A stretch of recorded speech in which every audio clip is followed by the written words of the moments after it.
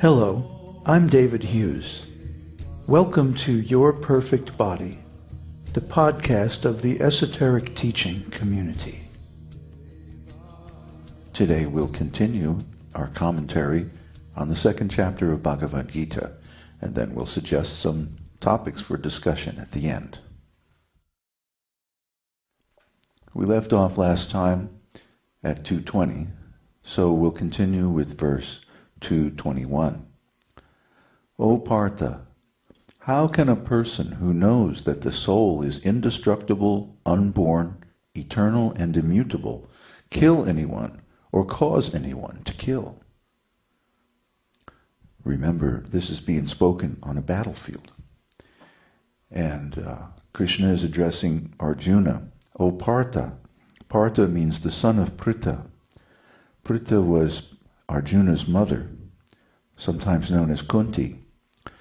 And she was a very noble lady. In fact, many times she advised Arjuna to spare the lives of people who had attacked them or tried to kill them. And even though those persons deserved to die, especially under Vedic law, they expected capital punishment, still, Mother Pritha told Arjuna to pardon them. So by addressing Arjuna as Partha, he is reminding him of his mother's merciful attitudes. And he's also reminding him that the soul is indestructible, unborn, eternal, and immutable. And all of these are different words for the same thing, spiritual. What do we mean by spiritual? We mean things that are indestructible, unborn, never created, and therefore never destroyed. So the soul is immutable. That means its nature is also immutable. The soul is always alive, whether in a body, a material body, or out of a material body. So in that case, how can anyone kill? Actually, we can't kill anyone, because the soul is really the life within the material body. And if we kill the body, the soul simply goes on to another body, or attains liberation and goes to the spiritual world. So, how can we kill anyone? If we know the nature of the soul, we know that killing is actually impossible. And not only to kill anyone, but why would we even become angry enough with anyone to try to kill them? Because if we know that the soul is the reality, then we also know the material body and the material world is an illusion. It's simply a temporary play, and we're just players on a stage doing our bit. And when we're done, we go on to the real world, the spiritual world. Then Krishna elaborates on this in the next verse, verse 22. He says, as a person puts on new garments, giving up old ones, similarly the soul accepts new material bodies, giving up the old and useless ones.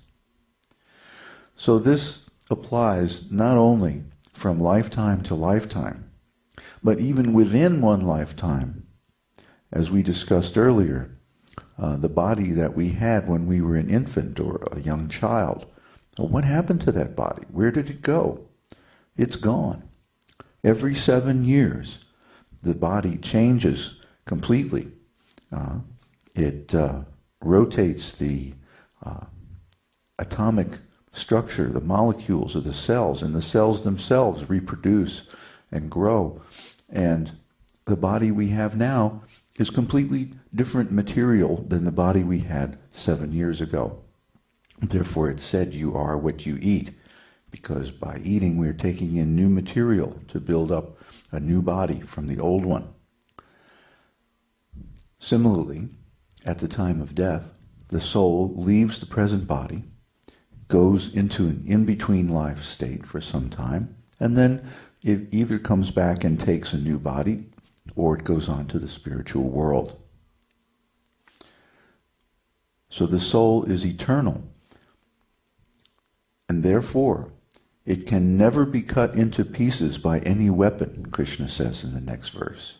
Nor can he be burned by fire, nor moistened by water, nor withered by the wind. Now notice, a weapon, usually, let's say a sword or a bow and arrow in the Vedic days, is made of earth. So he cannot be affected by anything made of earth, nor can he be burned by fire, moistened by water, nor withered by the wind, which is air. So we have earth, fire, water, and air. The principal gross material elements cannot affect the soul in any way. Now, then how do we think that living in this material world affects us? Why do we become upset? Why do we become bothered? Why do we become lusty, angry? Why do we go through so many changes in this material world when nothing in this material world can actually affect us? It's because of our ontology. Here we come back again to the same old point. But this point is crucial. If we view ourselves as a material being, in other words, if we confuse the body with ourself, then we'll think that whatever happens to this body is happening to us. And then we'll go through all kinds of changes behind that, won't we? So this is the state of consciousness that most people find themselves in. They're identified with the body because their ontology is not adequate to understand that they're a spiritual living entity. And because of that, everything that happens to the body makes your day, doesn't it?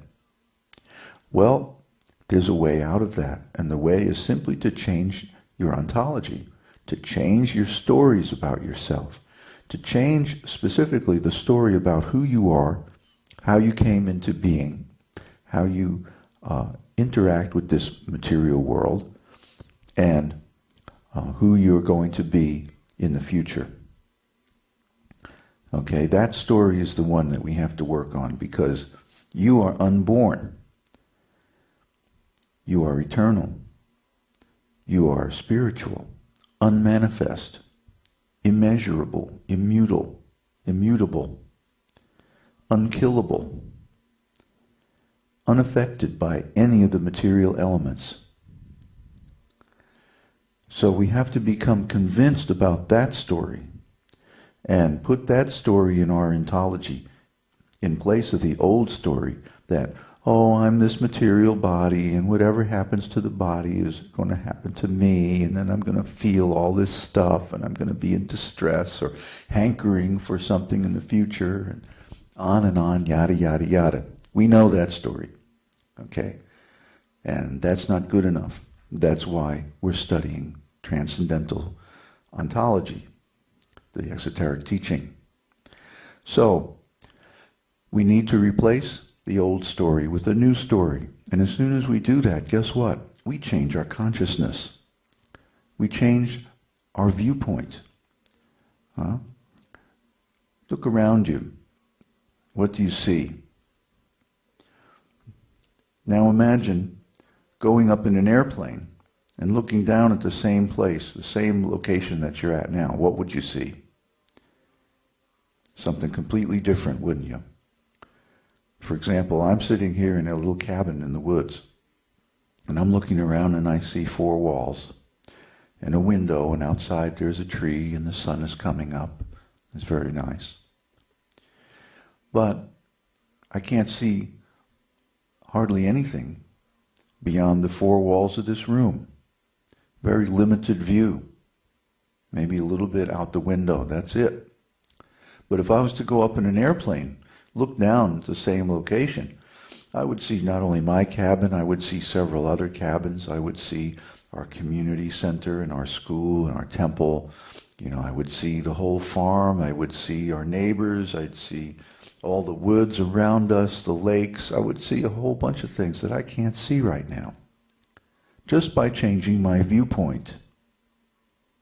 I'm looking at the same thing from a different viewpoint, and my view is much more complete. So similarly, when you change your point of view of your consciousness, you change your consciousness, and you change what you see. So if I change my point of view from, oh, I am this piece of meat here, running around in this material world, banging up against things with my senses, and if I change that point of view to, oh, I'm a spirit soul, eternal, immortal, indestructible, and I'm just temporarily inhabiting this body and using it to attain self-realization, suddenly things look different.